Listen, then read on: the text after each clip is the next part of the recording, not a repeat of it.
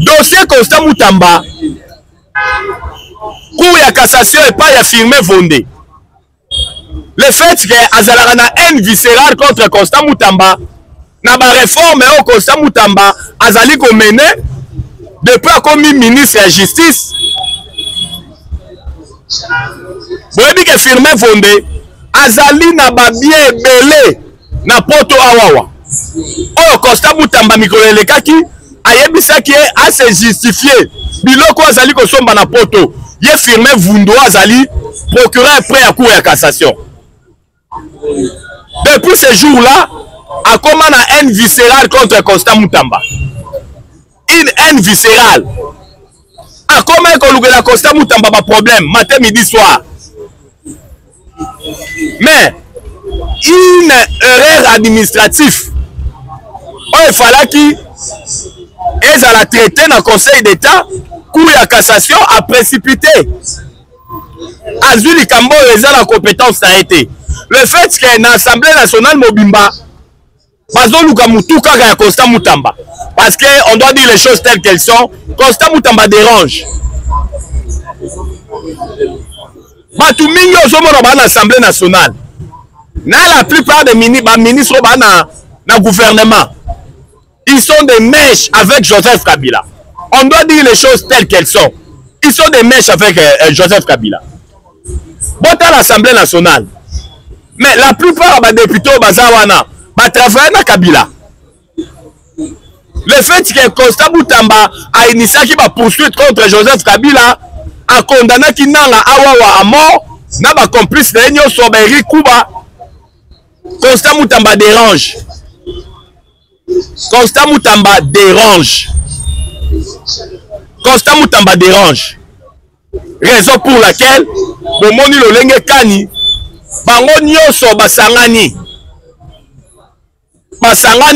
pona koko esa Constant Moutamba. Nous avons des informations. J'ai à le dire tout de suite là.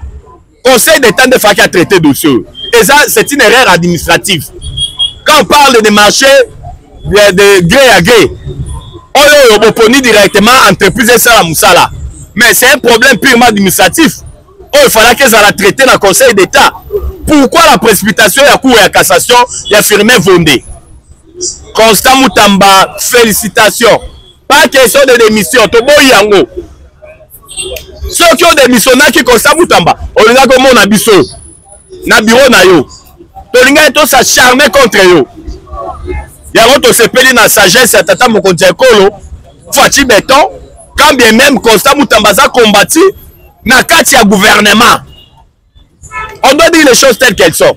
Même na kati ya gouvernement, Constant a combattu.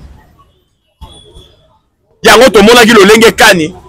Na conseil des ministres oyo tu kosalema vendredi. Vendredi, conseil des ministres vendredi. Constant Moutamba a kotaki na kati ya assistaki na conseil des ministres. Tata mokonzi ekolo Fati béton. A salisi conseil des ministres. Et puis, au lieu comment on balobela qui Constant Moutamba. Oh, Fati Aloba na démissionné ou bien non. Cela veut dire qu'il a encore la confiance du chef de l'État. Même Fati Béton comprendre que c'est un cabal, c'est un complot. Pour nous retenir l'image à Constant Moutamba. Pour nous humilier Constant Moutamba, à qui nous allons déférer et pas il y a na cour de cassation et pas il y a firmé Vondé. Oh, il y a un modèle T. Firmé Vondé n'est pas un modèle. Et ça, bateau, bazali ko détourner ba données publiques à l'État. Oh, biso ba communicateur, tu es ko télémé la bango. Parce qu'il y a un complot, il y a tout un réseau très bien organisé. Il y a des détourneurs. Il y a Liboso et c'est la plupart des magistrats au Bozali Komona. Des grands détourneurs. Mamaboko Banki. Un procès fabriqué. Raison pour laquelle Constant Moutamba, Toza Simanayo. Toko soutenir l'action de sorti na souka. Et puis tu es bien, on cause la reconduit. Na gouvernement ya d'union nationale o ezali koya parce que Moussala o sali na ministère de la justice Constant Béton c'est dit jamais vu. Tu as bâti un grand travail o epesi ba Congomani une lueur d'espoir avec Constant Moutamba En tout cas, non. Raison pour laquelle tu es qui ça soutient Nabiso vis-à-vis na yo. Pas question de démission. Parce que si vous regardez le Lenge Kani Makambo et Salemi, tu comprends que Constant Azalaki Yemoko contre Batunyoso, ma collègue d'un ministre contre Ye, ma député national contre Constant Moutamba, ma politique au Bozali Komona, la plupart y a cadre réunion sacrée contre Constant Moutamba. Mais apparemment, on avait comme l'impression, même la première ministre, Madame Judith Toulouka Souminoa, elle était contre Constant Moutamba. J'ai dit bien contre Constant Moutamba. Et à un moment, Madame Judith Toulouka Souminoa, Kalaba, la sorcière. Kalaba, la sorcière. Tout le gouvernement, il y a autre Zalango. Tu vas battre un grand travail dans le cadre du gouvernement. Ce sont des jeunes. Mais regardez, ce sont des jeunes. Pourquoi nous disons que ce sont des jeunes? Aujourd'hui, Constant Moutamba, c'est un jeune. Aujourd'hui, Doudou Fouamba, on a ministère de la Finance, c'est un jeune. Aujourd'hui, Papa Kizito, Paka Bombe, dans le ministère de la Mine, on a frappé fort avec des réformes, avec des décisions à lui. Oh, Mokil Mobimbeto aussi. C'est un jeune. Aujourd'hui, Madame Thérèse Kaikwamba Wagner, tout fait tout flamme. Moi, c'est na bongo à Dini Bali. Une jeune dame. Donc, côté ma vieux Azaka Kamoko, na mini na gouvernement Oyazo Sala Moussala, vous n'aurez même pas l'idée. À stabiliser cadre macroéconomique, à terminer l'inflation. Ministre Nabiso ya économie, vice-ministre ya économie, Daniel Moukoko Samba, tout fait tout flamme. Le prix des denrées alimentaires à première nécessité, Lelo Ezali, Minge Kiti, à répondre à la vision à Tata Mokondiako, au Fati Béton, il y a le peuple d'abord. Daniel Moukoko Samba, nos éloges, na Moussala qui toque aux Ali Kosala dans le ministère ya mine, aux Ali Komona na Mokili Mobimba, aux Bakongomani non se balobi, iyo, Daniel Moukoko Samba. Toyebi ke ozala reconduit na gouvernement ya d'union nationale. Aux Ali Koya, aux a déjà en gestation. Ezali boko ba ministre oyo ba exceller o totaki ba kombo la bangwa o basali musala kitoko oyo ayoki kombo na ete na ba ministre ça dit fouefoué na fouefoué ya malonga sali ezate o nous sommes des communicateurs et investigation o tozali ko tambola partout o tozomona lolenge kani musala esalemi na ba ministre o basali musala ya malonga yango tosengi na Constant Moutamba continuer musala na yo poursuivre na ba réforme mutaolongola wana zate mutaopousser na démission azate malgré ba réquisitoire na moins d'une semaine deux réquisitoires ko utakaka na ministre na nani na procureur près à cour ya cassation to comprendre ki ke ezalaki complot to comprendre ki ke ezalaki acharnement. Raison pour laquelle tout seigneur na yo Constant Moutamba là pongia ba bébé. Nous sommes là derrière vous. Toko soutenir yo tina souka. Et puis Fati Beto ayebi yango ke il y a un grand complot contre yo. La diplomatie agissante à Fati Beto avec des résultats escomptés aujourd'hui, notre pays est debout. Aujourd'hui, le Congo a repris sa place dans les concerts des nations. Aujourd'hui, partout où Bazali Kolobela Congo, ba Congolais Bazali. Contrairement à régime ya Hippolyte Kanambe, dit Joseph Kabila, Tata Mokonzi Ekolo ya Kala, Oya Antera Kimboka na biso. yango bomoni Mbangu na Goma na moya azali koyamba ba confession religieuse azali koyamba ba force vive ko prêcher bango la paix mais na butu azali ko se comploter koyamba ba militaire rwandais ba officier supérieur koyamba ba militaire ougandais ba officier supérieur koyamba ba kenyien koyamba ba soudanais d'ici les officiers supérieurs on a continué bitumba on a repensé bango mosolo. Kabila n'est pas un modèle. Kabila a dirigé notre pays pendant 18 ans. Ce pays était enterré. La seigne na ba Congolais de père et de mère. Oh bozali ko landa émission lelo. Botika ba commentaire na bino. Gestion ya Fachi Beton na 7 ans. Na gestion ya Joseph Kabila pendant 18 ans. Nani asali musala malamu. Bon, commenter sur tout le plan. Sur le plan économique, entre les deux chefs de l'État, sur le plan, il y a démocratie. Nani a fait ici démocratie bien. Sur le plan, il y a internationaux, totali diplomatie. Na bango mibale, diplomatie zalaki makasi ya nani. Parce que Facha a 7 ans, Kabila a 18 ans.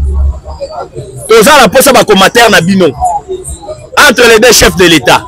C'est très important toyeba. Bon pesa bino ma bon pesa biso makanisi na bino parce que tolobaka tant to mona ba commentaire na bino, tant to mona ba j'aime na bino, yango de pesa biso ifo. Yango de e fortifier biso kolekasi na ba etandoike. Pona kolobela bino lolenge kani makambo mboke ezali kokende. Mboke lala ki ndenge nini, mboke la muka ki ndenge nini. Raison pour laquelle tous ça va pas commentaire na bino koyeba lolenge kani les deux chefs de l'État oyo 18 ans oyo 7 ans nani asali musala ya malonga. La diplomatie agissante ya Fachi Beton moi de jouer yango moi ya makambo ebele moi oyo tata mokonzi ekolo Fachi Beton akonyata makolo na mboka États-Unis d'Amérique on a kotia mokolo to na ye na accord de la paix entre le Congo et le Rwanda. On a sous supervision, il y a le président républicain américain na kombo ya Donald Trump. Moi des joueurs moi makambo belé, il y aura la signature d'un partenariat, il y a des minéraux stratégiques entre le Congo et les États-Unis d'Amérique. Partenariat oyo ya ba minéraux oyo komema kimia pona libela na est ya mboka na biso. Oyebi ke ba Kongomani tokufi mingi na est. Plus de 10 millions de morts, plus de 500 000 femmes violées, plus de 110 000 hectares dévastés par l'agression rwandaise, ougandaise, en complicité avec quelques multinationaux, les impérialistes, mais mingi lelo basali rétro pédalage na diplomatie agissante ya tata mokonzi ekolo Fachi Beton. Bango nyonso bazongi sima balobi tete. Tobomisi déjà ba Congolais mingi. Nini esilaka te. Les Wazalendo tout feu tout flamme. Na ba ligne de front. L'armée rwandaise KO. L'économie rwandaise en chute libre. En Congolais de père et de mère. Rwanda ezali mboka oyo evivaka na ba aide financière. Oyo lelo depuis ba mboka ebele epimeli ba aide financière. Économie rwandaise en chute libre. Produit intérieur brut rwandais mawa o ba bengi PIB en chute libre. Oyebi ke le Rwanda c'est un pays de 1000 colis avec une superficie de 26 338 km². Mais tant que va plus lier mon solo, tant que va boy ko pesa makuta, na ba pays et pesa ka mbongo. Pour la génocide rwandais oyo Kagame alakisa na mokili mobimba oyo asala yango fond de commerce le lenge kani babomaka 800 000 rwandais lolenge kani babomaka 800 000 tuti alors que babomaka batuti te batuti babomaka batwa bautu mpe babomaka batwa batuti mpe babomaka bautu mais Kagame akomisa yango fond de commerce oyo mokili mobimba yokelaka ye mawa kopesaka ye baede mais lelo mokili mobimba epesi Kagame Mukongo na diplomatie agissante ya Fachi Beton musala tata mokonzi ekolo Fachi Beton asali du jamais dit. Fachi Beton a su déboulonner l'empire du mensonge ya le sanguinaire Paul Kagame oyo atia pendant 3 décennies kobombaka ba Congolais mutu akoloba azali te. La communauté internationale azalaki caractérisée par l'omerta, c'est-à-dire par la loi du silence. Mais lelo Fachi Beton a déboulonné Olokoyo. Ba président ebele congolais bakoka déboulonné te. Mouzé Laurent Désiré Kabila akoki ko déboulonné yango te. Maréchal Mobutu Sese Seko akoki ko déboulonné yango te. Joseph Kabila wa sala 18 ans akoki ko déboulonné empire ya mensonge ya Kagame atia pendant 3 décennies te. Mais Fachi Beton a déboulonné yango tolobaka Tshisekedi azalaka na mandat te. Tshisekedi aza na mission Nzambe apesaki Tshisekedi ya déboulonnage ya lokuta ya Kagame kotindaka ba militaire na Congo. Mais mokili mobimba endimaka te ke Kagame atindaka ba militaire. Mais Fachi Beton na pouvoir alakisi mokili mobimba ke bitumba nyonso ebundamaka na mboka na biso na este ezalaka nde Kagame, ezalaka nde le sanguinaire Paul Kagame. Ye nda kotisaka ba militaire na ye babomi ba Congolais bazongi Rwanda. Yango bomoni sur le plan diplomatique aujourd'hui ba Rwandais baza isolé. Na ocho sabino ke produit intérieur brut rwandais eza ya kokita na koyela bino na émission lobby avec des chiffres à l'appui. Balance commerciale rwandais parce que na balance commerciale eza na siko elobelaka ba importation na ba exportation. Webi ke ba Rwandais ba wandaki ko exporter des minéraux volés au Congo na makila ya ba Congomani parce que aujourd'hui il est connu que ba groupe armé tout bozali komona na est 85% ba groupe armé ezala financé par les Rwandais. Et puis ba groupe armé on a nyonso bazala ba carré minier oyo soki bazwi ba minéraux ba okende koteka yango directement na Rwanda. Kagame mutu a créé yango, Kagame mutu a financé ba groupe armé wana. Mais lelo à travers une décision sanitaire prise par l'actuel ministre ya mine Papa Kizito Pakabomba. Ah non, Papa Kizito mes éloges na musala munene osali na ministère ya mine oyo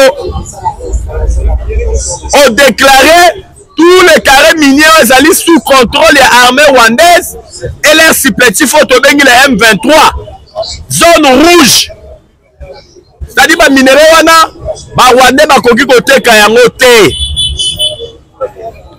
Ba tétal, ba tungstène, ba éther, même ba or nyonso Rwanda zali ko contrôler bisiko M23 kangi écoulement na yango ekomi problème. Moyen bateka yango eza lisusu te. Tolobaka yango ba Congolais de père de mère minéraux teka maloko masangu te. Lokola nguba te, lokola mapa te. Minéraux et sengaka tener. Eza lolenge nini? Tener. Et utina carré minier nini? Minéraux sengaka traçabilité. Traçabilité faut ezala. Parce que client azoya kosomba il faut eba tener, eba traçabilité outi na province nini et outi na carré minier nini. Yango bomoni lolenge kani.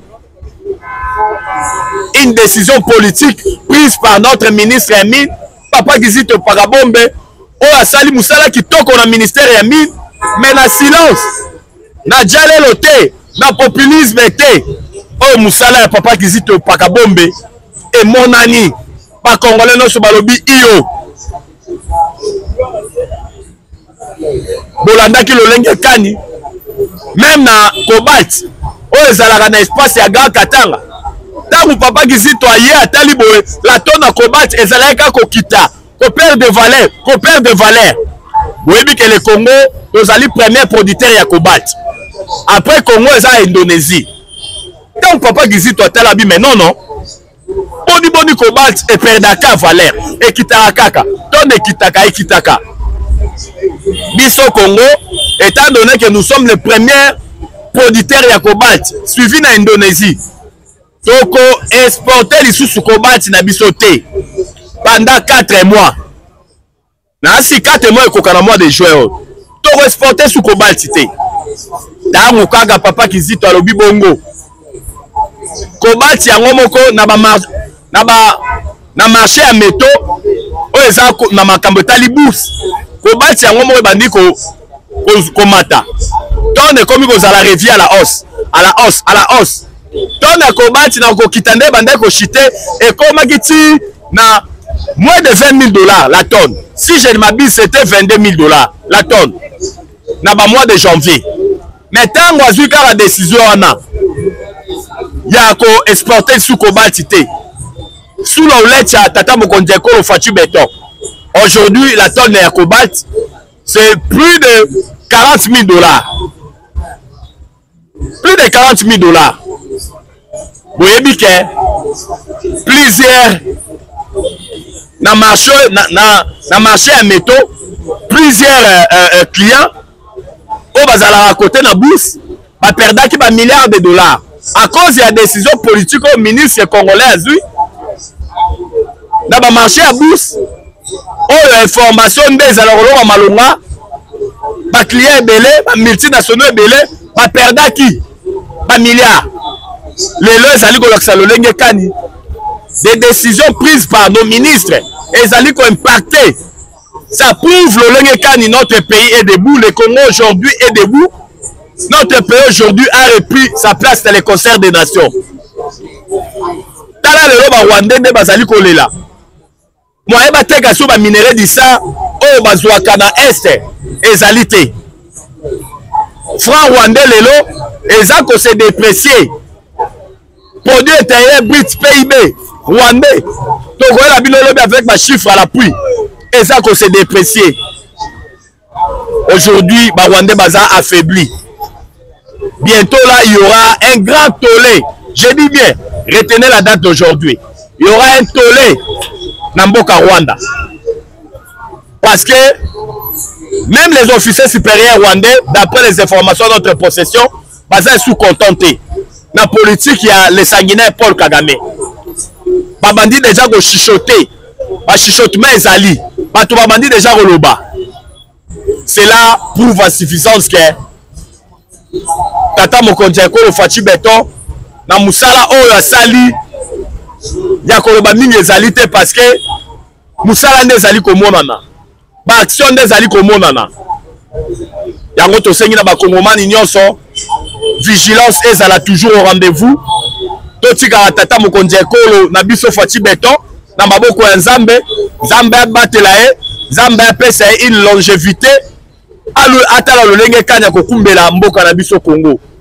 Ya koloba ezalaki ebele mais boyebi ete ba chaîne na biso ezali likambo ya ngonga mpona lelo tosuki awa tokoya lisusu mokolo alobi kotalisa bino lolenge kani mboka elalaki lolenge kani mboka elamukaki. Numéro na biso ezali plus 243 89 77 525 44 plus 243 89 77 525 44. La patrie ou la mort, la patrie ou la mort, la patrie ou la mort, ou la mort, nous vaincrons. C'est votre humble serviteur Nakombo Jonas Ngandou, surnommé Charles Onana.